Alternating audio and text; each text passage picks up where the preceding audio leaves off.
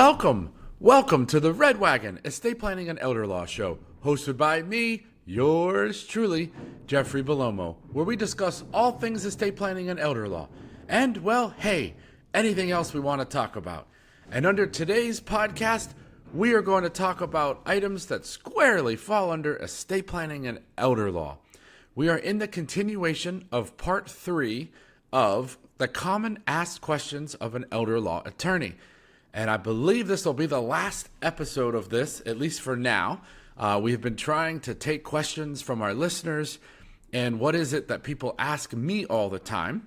And so we've been doing this 3-part series to try to answer those questions. So we are in part 3. If you didn't hear part 1 and part 2, please go ahead and make sure that you listen to those as well. You should enjoy those very much as well. So please let us know what you think, and if you have any other questions that you would like, let us know, and we'll definitely answer the questions on the show. So just as a reminder, please do not take advice that you receive from this show or any other radio show for that matter to constitute legal advice. If you're looking for legal advice, call an attorney licensed in the state that you are in that focuses and concentrates in the area that you are looking for advice, and then and only then can you get an attorney-client relationship to be able to provide legal advice about your specific situation. This show and any other show that you listen to is for informational and educational purposes only. And please, if you're looking for advice and you're in the Pennsylvania state, please give us a call. We give free educational information at 717-845-5390 or check us out on the web at www.belomoassociates.com. We have free educational workshops in the estate planning area, Medicaid crisis, special needs, as well as if a loved one passes away, probate and trust administration. All right, so let's get into the continuation of our frequently asked questions of an elder law attorney. And the next question that I want to talk about is, Jeff, if we expect or suspect that a family member, a neighbor, a loved one, someone who is elderly is being abused, whether it be physically, emotionally, financially, any of those, what should we do? First thing, I would call the Area Agency on Aging Protective Service. If somebody you think is in harm, well then call the police immediately. If you don't think it's necessarily a physical harm or something, or that someone stole, call Protective Services. They do investigate. They will make sure that seniors are protected and that, they have the care that they need or that they're in a safe environment. So please don't hesitate to call the police. If it's something that you don't think is, immediate, or that is something that is occurring, immediate harm, then you can certainly call Protective Services directly and allow them to investigate. But I would not let it go. Pay attention to signs.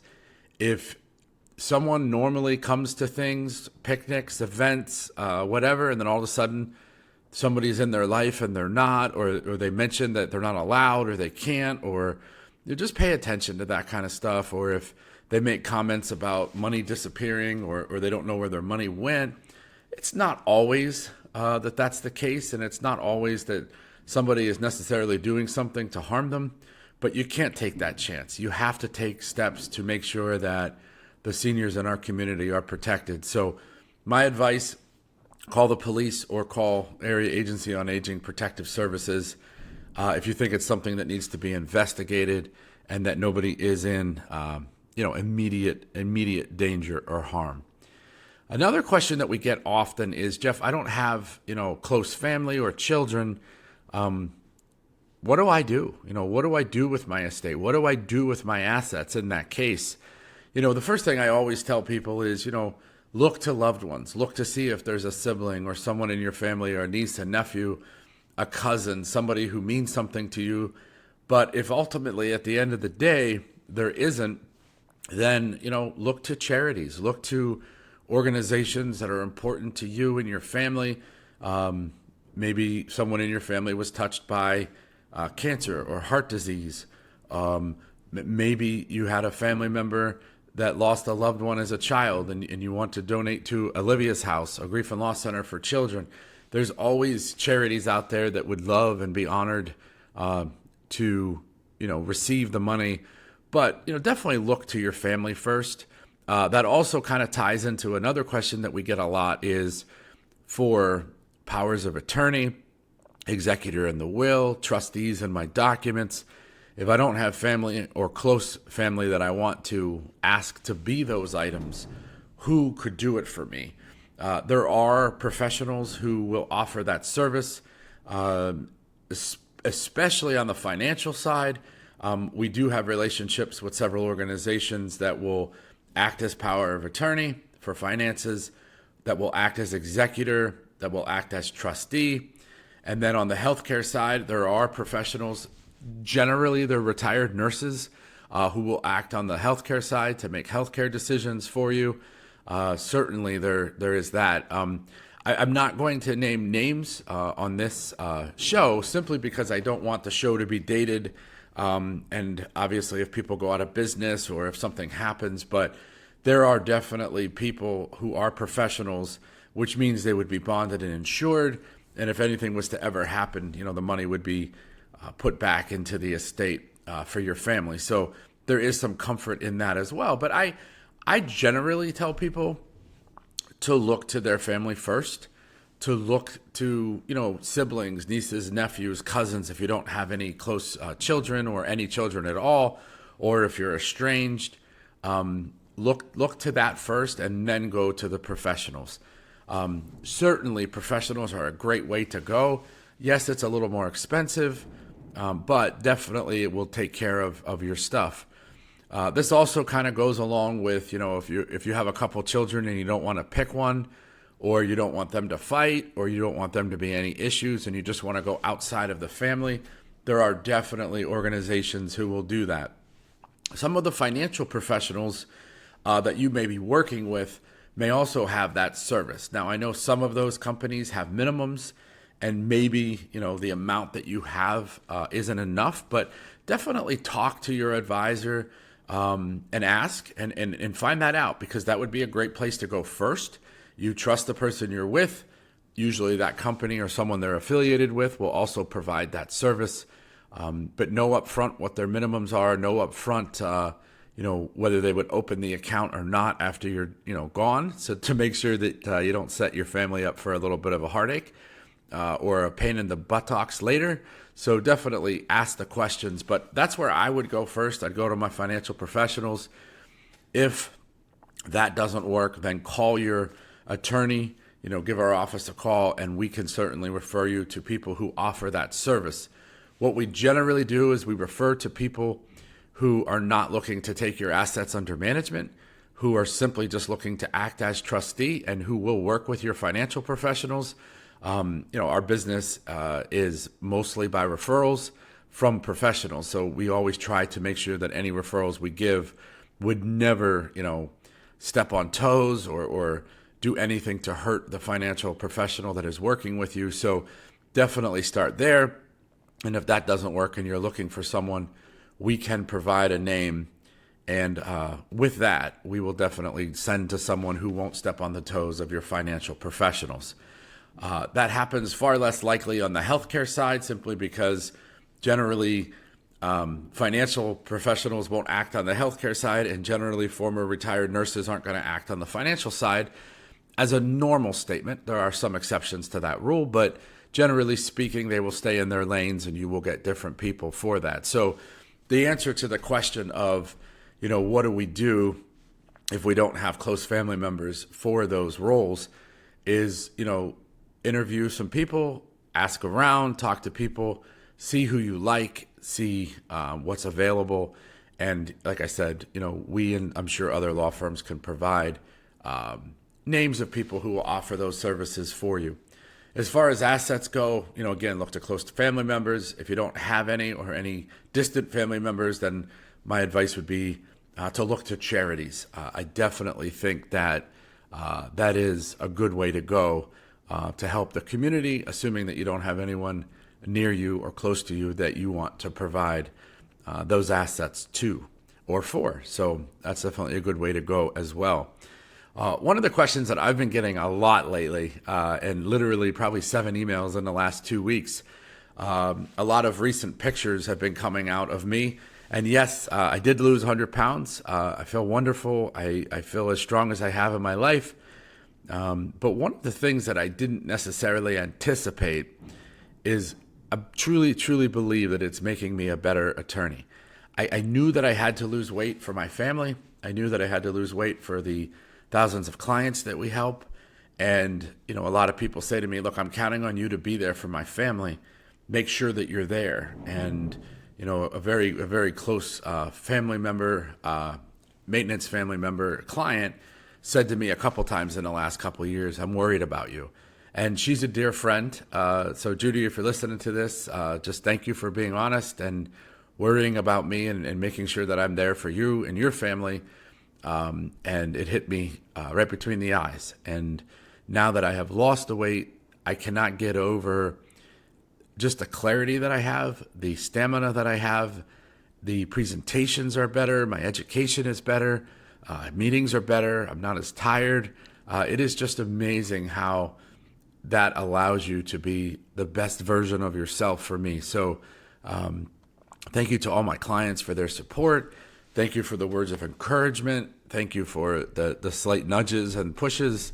And just by one other kind of comment, a lot of the podcasts that come out were recorded last year.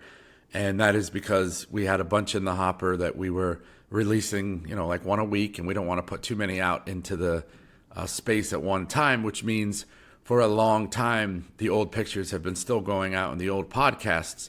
And now that the new pictures are coming out and the new podcasts are coming out, it looks to be sudden, but this has been a gradual process for about the last 8-9 months. So I am very proud, and I'm definitely loving the fact that it's helping me help clients and help them what they need with their families. So that's really important to me, and I'm definitely looking forward to it. So I look forward to seeing you soon, so that we can chat about it and have a good conversation. So another question that we get all the time, so I'm just going to address it here, is what is probate? On other podcasts, we've talked about it, but I kind of want to just make it a question. Probate is the legal process by which we carry out your wishes if you own assets in your name alone at the time of your death. So remember, these are assets that are not jointly owned, assets that are not beneficiary designated, assets that are not held as payable on death, transfer on death, or in trust for. Assets that are genuinely in your name alone, therefore go through your will. Your will then goes to probate. Probate is the legal process by which we do that. The executrix, if she's female, executor, if he's male, is the person that will get letters testamentary, which is essentially, I call it as Willy Wonka's golden ticket, right? When the executor gets that Willy Wonka's golden ticket, they now become the ability to step in the shoes of the decedent, the person who passed away. They can sell assets. Their job is to get them to whoever is named in the will pursuant to what the will says. As part of the probate process, creditors have 1 year from the date of advertising to come forward and express any claims. And also the inheritance tax return in Pennsylvania would have to be filed 9 months after the date of death. An extension can be granted, but taxes are still owed, and interest will be due if you don't pay, until after the 9-month mark. It's important to remember, too, that once you file the inheritance tax return, it generally takes 6 to 8 months until you hear back from the department. At one point, that was 10 to 12 months, in some cases more than a year. Now we're at about 6 to 8 months. So the process, you could be looking at a year and a half before the assets are distributed. And remember, the executor or executrix is the only one who is personally liable. So if those taxes don't get paid, if those creditors come forward within the period and they have a valid claim, if the executor distributed all the money out, he or she will be personally liable for that money to the Pennsylvania Department of Revenue or to the creditors if it wasn't done properly. So that leads me into the next question, which is, can't I just do probate alone? What do I need an attorney for? Filling out these forms is so easy. Particularly York and Lancaster County provide a lot of information to consumers to be able to do it on their own to help fill out the form. But what I say to people all the time is the form is the easy part. Going down there and getting the letters is the easy part. Anyone can do that. But now that's where you have to figure out, how do I do the correct 5.2 notices? How do I do the creditor advertising? How do I do the inheritance tax return? How do I do the fiduciary income tax return? How do I make sure that it's filed correctly and that I won't have an issue later? Because again, remember, the only person personally liable is the executor or executrix. So that person has the burden, if you will, of making sure that it's done correctly. To me, getting professional help to make sure that it's done the way that it needs to be done is worth its weight in gold. You can't put a price tag on that. And yes, probate can be a little expensive. There are fees to the county, which I don't find to be bad at all, but there are fees there. And lawyers definitely charge in the probate process. And, people ask all the time, why do lawyers charge what they charge? And I think the short answer is because they can, and because that's the market, and because, the case law, provides for that to be able to do so. So I don't have a better answer than that. But that leads me into the last question, which is, the cost of a plan, a cost of an estate plan. What I always remind families of is you can't just look at what a cost is to do something. Not only do you have to look at what the cost is to do it today, but you also have to look at what the cost is going to be to have it updated every year. And, we are getting a lot of institutions that are telling us they want financial powers to be updated at least once a year. One institution told us every 6 months to a year. So we have to make sure that the documents work, that they stay up to date with the law changes, and that you're factoring the cost that it's going to be at the end of the day. Your estate plan has to work today and tomorrow. And tomorrow might be tomorrow, it might be next month, next year, 20 years, 40 years, 50 years, 70 years. But it has to work at both times. Saving a few dollars up front, or beneficiary designating everything to save a few dollars, is not a good idea for your family. And to me, you have to look at it not just what is the cost today, but what is the cost at the end of the day, including legal fees at the end to administer the probate or to administer the trust, to file the inheritance tax return, to make sure that it's done correctly, to make sure that you don't have liability, to make sure that those documents are updated, and then factor all of that in. The one thing that I think occurs in a lot of cases is there are definitely law firms that will name themselves as fiduciaries, charge a fee, then hire their same firm as the attorney for the estate, get a fee for that as well. And yes, they will definitely charge very little on the front end because their business model is to charge a lot more on the back end. And essentially what I say is, we charge a fair price up front, we charge a fair price to get updates to keep the documents working, and then we charge much less on the back end because I want to be with you through the process. I want to be there holding your hand, making sure that this plan works for your family. And that's what you have to factor. You have to look at all of it, not just the cost that you're going to write the check for the plan, but also what's the cost going to be in 10 years, 20 years, 30 years. And avoiding inheritance tax is not a good idea. As I have said on several podcasts, you lose the step up in basis when you're avoiding that. And you have to give up control in order to do that, which I am not a fan of. If you are looking to understand what the cost of an effective plan can be, what it would cost to be able to keep it maintained, and then what it would cost on the back end, please come to our workshop. Give us a call at 717-845-5390 or check us out on the web at www.palomoassociates.com. Our 3 secrets to protect your family and your legacy, that workshop lays all of that out for you. It tells you exactly the upfront cost, exactly what the ongoing cost would be, and exactly what the guaranteed fee on the back end would be. We pride ourselves in having the Red Wagon Club, which is our maintenance program, which is our family. Those are the people who come in for updates. When the laws change, they come in to get their documents updated. When they want to make changes to their documents just because, or if something is changing, and then we get to know them personally. So please make sure that when you're thinking about doing estate planning, you're not just going with whoever charges the least up front, because that isn't necessarily what's going to be the best on the back end. And if your plan doesn't work when you need it, even if you save money, it doesn't make sense, because that plan won't do what it is that you want it to do or that you need it to do at the time that you need it to work. So costs are certainly something you should consider, but I think you need to look at the whole picture. You need to look at the entire process today, tomorrow, and at death. And then what are the costs going to be to the kids, to the family, and what are the taxes? If we avoid something, what are we going to get ourselves, hit with, like capital gains tax? I think all of that has to factor. And I think our society sometimes looks for the quick fix.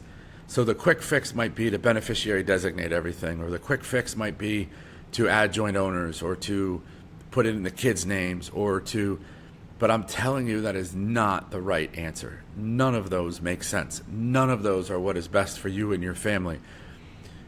I always talk about a gift as a 4-letter word, and a gift is non-take-a-backable.